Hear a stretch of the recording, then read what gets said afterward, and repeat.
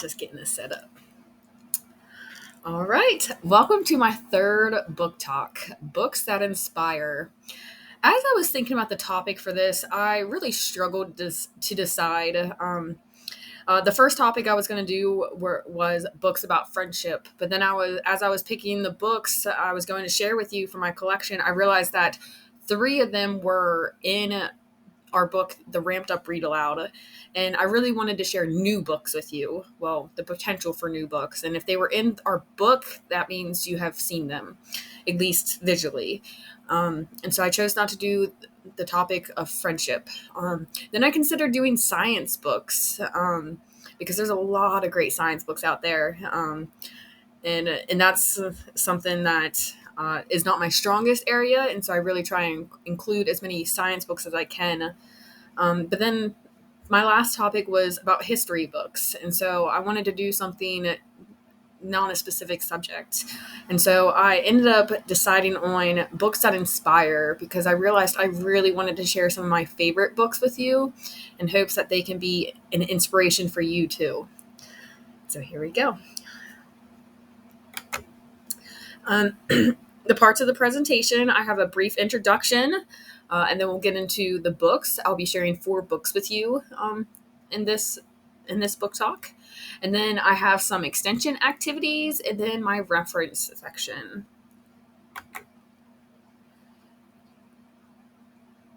Apologies, allergies even. So each of these books has inspired me in some way or another. And I really hope that you find them inspiring too. Each of them has beautiful illustrations, as well as a beautiful story. Actually, two of them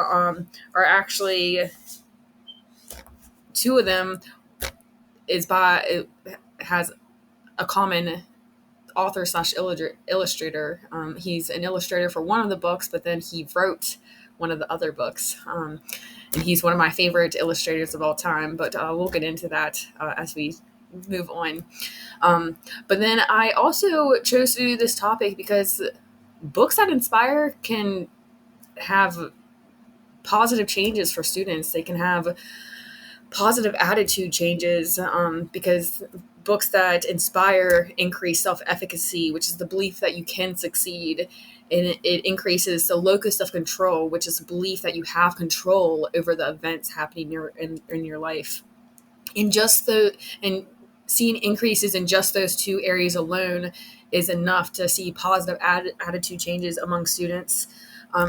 Even within myself, as I have read these books time and time again, I feel changes within myself. And I hope you do too. And I hope you see the power that they can bring for students and in your classroom. All right. The books. So the first one I'm going to talk about is The Knowing Book. It's my favorite book. Normally I try and save my favorite for last, but I absolutely love this book, and so I wanted to share it first.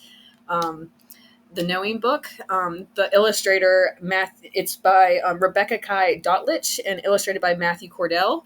Matthew Cordell was actually at this year's Children's Literature Festival at Frostburg State University.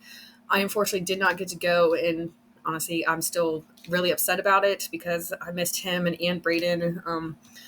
That's another topic. So The Knowing Book, that's book number 1. The second book is I Am One. The second book is I Am One, a book of action.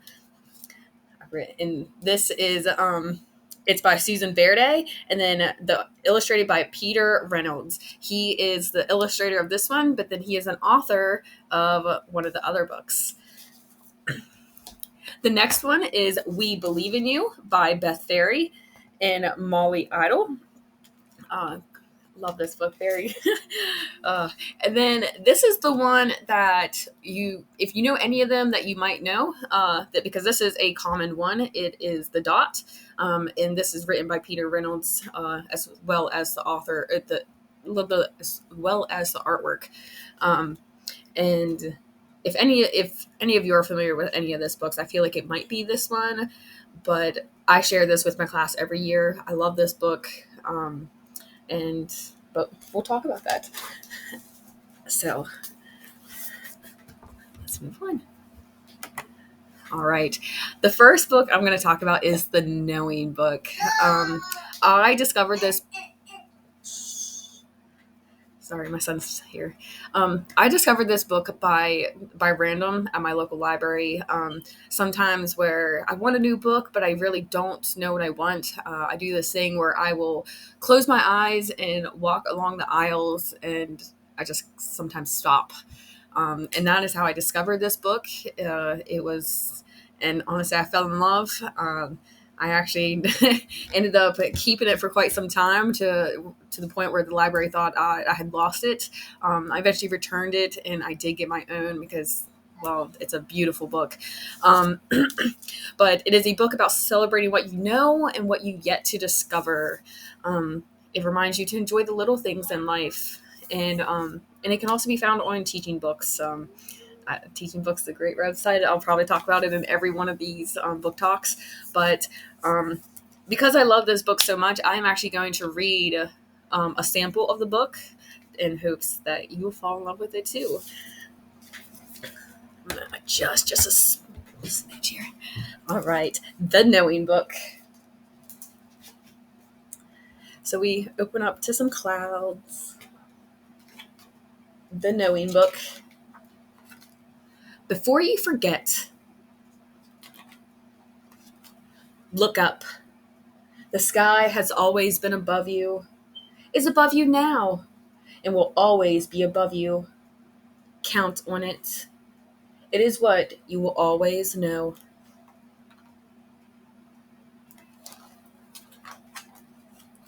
Open a door, follow a trail, or a sidewalk or a sign. Any one of them will take you somewhere. You will choose.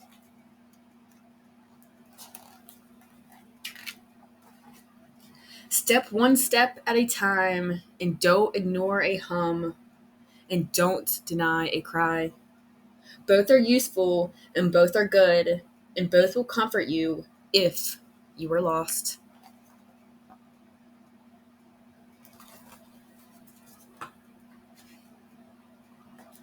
Know this, there is magic around you, but it hides. You might find it nestled in a wand or a spell, but more likely in a penny or a prayer. Be open to it.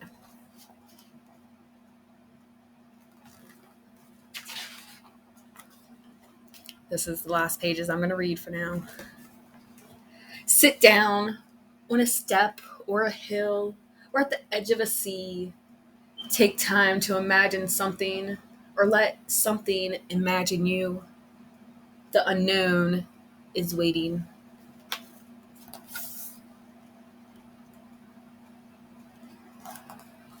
I'm going to stop there. As much as I want to finish reading this book to you, uh, it's kind of meant to be like a little teaser for you to check it out yourself.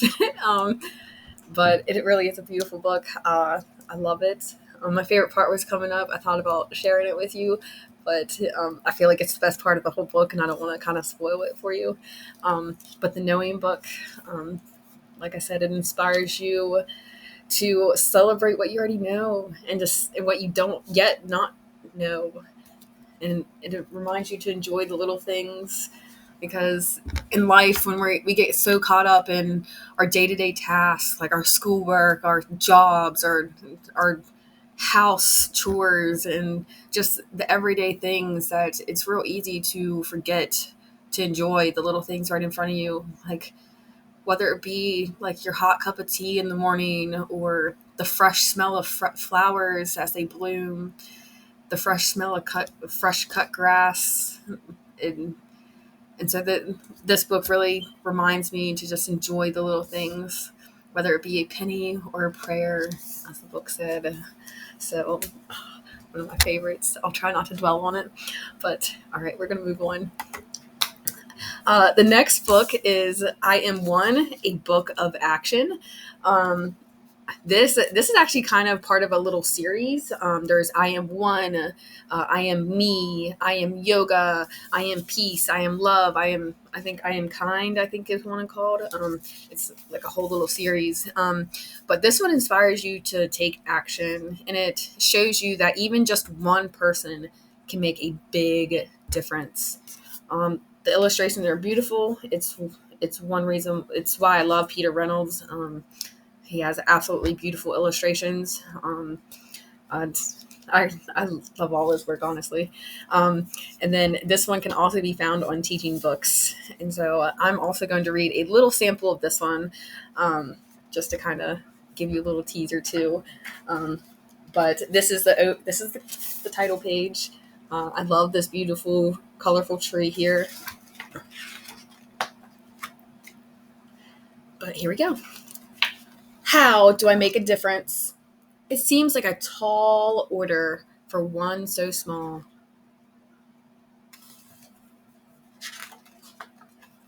But beautiful things start with just one. One seed to start a garden.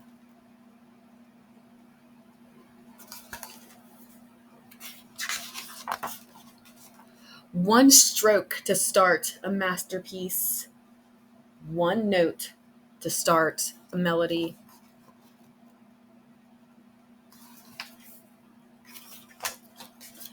One step, one step to start a journey. One brick to start breaking down walls.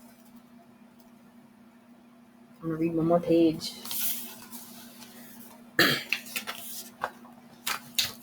And I can speak one gentle word to start a conversation. I can use my one soft voice to start a friendship.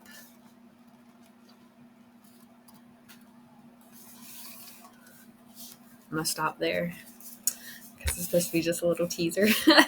um, but and it just kind of goes through the book like that, saying different things that just one one person or one action is all it takes to accomplish something. And I will show you. I'll at least show you the last page just because it absolutely is beautiful. Um, but this is the spread of the last two pages, and it shows how all these people have come together because of one person, but because one is all it takes to start something beautiful. And I absolutely love that because that is all it takes. It takes one, whether one book for a student to spark an interest or one caring teacher to be what our students need. It only takes one, whether it be, oh man, it just takes one. And Peter Reynolds is the artist of this one. And as I mentioned earlier, I love his work. Absolutely beautiful illustrations. Um, but just takes one. Great book. The next one is We Believe in You. This is a newer book that I discovered. It's by Beth Ferry and illustrated by Molly Idle. But this, like I said, it's a newer book, but it reminds me of some of the things I believe in. Because sometimes it's easy to forget some of what we believe, or we even question some of the things we believe just because it's so easy to get caught up in all the information in the world, and it makes you question. And but it helps increase self-worth. It's a simple short story, and while while all still making you feel good. And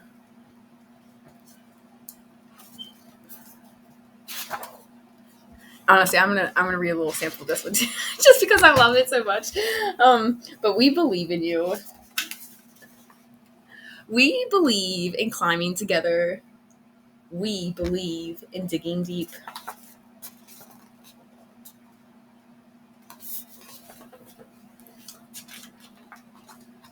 We believe in drinking sunshine. We believe in beauty sleep.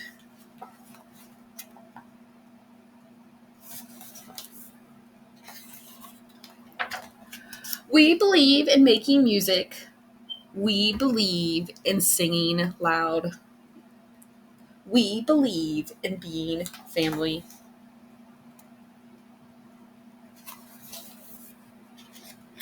This is the last page I'll read. We believe in being wowed. Two little peacocks. I really like this book because while it also increases self-worth, it also encourages you to be you, whether it be loud and rambunctious or quiet and timid. It encourages you to be you because no matter what you are like, we need it. We need you to be you. Oh. And so this is a great book to just encourage you to be yourself and that we believe in you, whether it be your parents, us as teachers. Like sometimes it's easy to lose belief in yourself.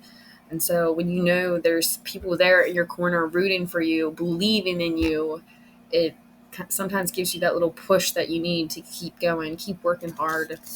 And this book is exactly what that's for, while also being short and sweet and to the point. I actually shared it with a friend of mine recently, and she said it's exactly what she needed on that day. And uh, and that's what I love about books, because some days it can just be a story, while other days it can be what someone needs to get through the rest of the day. And the last one in this collection is The Dot. Um, if you're familiar with this, just kind of sit and hang out. But I really like this story. It is illustrated and written by Peter Reynolds. And it kind of inspires. It says anyone could be an artist, and that you can do it. All you have to do is try. It inspires creativity and self will, and it inspires you to just try. I personally believe that anyone can be an artist. All they have to do is try. And so this book really hits home with me, because I myself, I love art. But I mean, I might not be like a realism painter, but I'm still an artist, and I believe anybody can be an artist. Like my son, this is his artwork sitting behind me, actually. And but yes, and so I just because I've read a little sample of all the other ones, I'm going to read. Sorry, my allergies are really bothering me.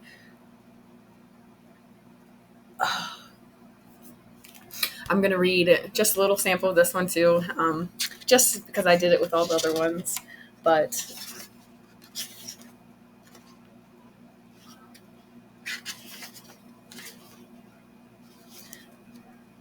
all right. The Dot. Art class was over, but Vashti sat glued to her chair. Her paper was empty.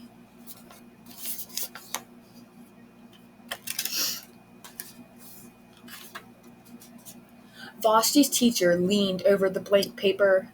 Ah, a polar bear in a snowstorm, she said. Very funny, said Vashti. I just can't draw.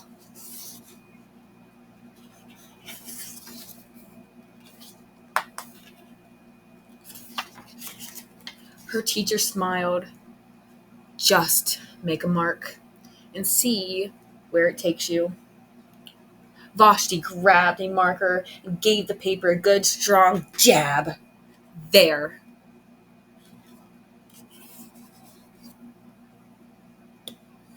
I'm going to read one more page for you. Her teacher picked up the paper and studied it carefully. She pushed the paper toward Vashti and quietly said, Now sign it. Get one. Okay, get one. I'm almost done. And that is where I'm going to stop for now. Um, this book, it has I love it. I really do, because I read it every year, because I show my students that they too can be an artist. They might have their own style or their own way that they like, and that's okay. But we still need their art.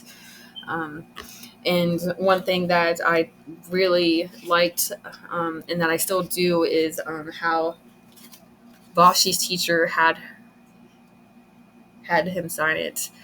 I have all my students sign it, or sign their work. Every artist would sign their work. And so I really liked that. The book is really inspires in creativity, whether it just be polka dots, because polka dots is still art, and art is needed because it gets you creative, and that really gets your brain flowing. And we need kind of those creative thinkers in today's day and age. But this one can also be found on Teaching Books. Um, I was checking out some of the author and illustrator interviews through Teaching Books, and I always find them inspiring when I listen to them. I definitely recommend checking it out. But but listening to authors and illustrators is why I like going to the Children's Literature Festival when I get a chance to. If you've never been, I definitely recommend checking out one year. You get to see 4 authors or authors and illustrators, and you get to do some professional development workshops, and it's very motivational. It always makes me believe I too can write if I really tried. Um, but enough about that. And then here we are. These are some of the extension activities.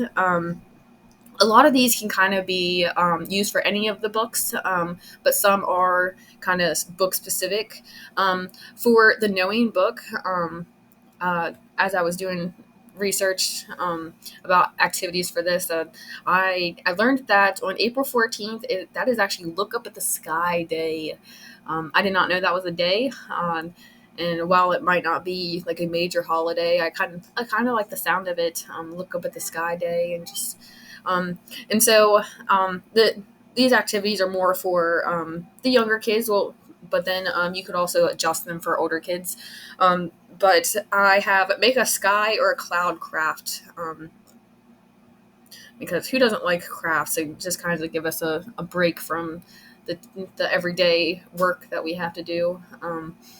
And you could just go outside and cloud watch. Just take the time, look at the clouds, see what shapes you can see in them. I know I did this with my pre-K students towards the end of the year, and it was interesting to see like the things they were able to like imagine in the clouds. It was the first time many of them were even cloud watched before, and so that was a nice little moment, and kind of gave us like a break from the tasks of the day and the stress of the end of the year, and it was just nice, and gave us a minute to take a relaxing few minutes. And but then the next one, this could be for older or the younger kids, but you could make it a writing activity. I have gratitude here because I think it's so easy to kind of forget the little things, um, and so I figured a writing activity about gratitude. You could have students write a thing or two, or a couple things they're thankful for, they appreciate. I know I used to do an activity like that in my journal every day, and it was just like daily gratitude writing, and it really brings things into perspective. Really makes you appreciate and remember the little things, like the everyday little things that we take for granted. But then just taking a mindful minute, just doing some mindfulness exercises, whether it be deep breathing or trying to just sit and listen to the sounds around you. I know that can be hard considering how busy our lives are, but sometimes we need that to just kind of reset and to think about just everything, and it just kind of gives us a moment to reset and gives us the energy we need to get throughout the day. Um, but then for I Am One, a book of action, this it I have a completed a class service learning project. When I originally put that, I was like, oh, this could be for like older kids, or but this could even be done with younger grades. You would just obviously have to they would need a lot of guidance and directing, but younger kids could do service learning projects too. um, and like I know, when I interned with kindergarten, oh, that seems like a lifetime ago at this point. But when I interned with kindergarten, we did a school wide recycling service learning project. And I forget what we were, that was so long ago. But we did a school wide recycling. I think we recycled phone books, and like they did it. They needed a lot of guidance, but we did it. And but older kids could do it too. I know this year the fourth grade class in my school, they did a whole community food drive, and they ended up collecting like over 2,000 items, and then like ended up raising like $500 for the Kaiser food pantry. It was like, I was very proud of them. They did a great job with that. But then I also have positive notes here. This is something so small, but can be so impactful. And this could be younger or older kids. But I think the youngest you could do is probably maybe kindergarten. They have to be able to write. But you could have them write positive notes and just stick them places, give them to random people, put them in lockers and hallways. But like things like "you matter," like "have a great day," or just like things that will make people smile. Sometimes we need that. And I thought that was just something small that could be done, but it could make a big difference. For the dot art projects, I feel like that's kind of a given. But but there's all kinds of different art projects you could do related to that. Like he didn't do it with this book, but ooh, he didn't do it to this book. But this is a good example of what you could do. The dots. Um, when I was googling, there was all kinds of different dot experiments. Like I saw one post where they did dots, but then the teacher cut them into quarters and then made like a pattern with everybody's different dots. I thought that was kind of cool. But then I didn't have any specific activities for the "We Believe in You" book, but I have a section here that could be applied for any of the books, including that one. You could obviously do writing activities, whether it be like sentences or uh, writing activities. Like I teach pre-K, so most writing we do is like our name and like letters, sometimes words. For pre-K specifically, I would have them, if they were ready for that, I would have them practice writing one of the words from the book, or one of the letters in the book. But you could have them write sentences, like write a paragraph about what they think the meaning of the book is. But you could do mindfulness activities for any of these books, whether it be yoga, deep breathing. You could discuss literacy elements like the characters, setting, sequencing, like beginning, middle, end, depending on the grade level. And yes, so those are just a couple activities you could do with these books. These are my resources. I didn't have many for this one. And yes, that was this week's book talk. I hope you enjoyed that. I try not to ramble too much, but sometimes I just get so excited. But thank you for listening to this week's book talk, Books That Inspire. And I hope you found some inspiration in this. And thank you. Have a great day.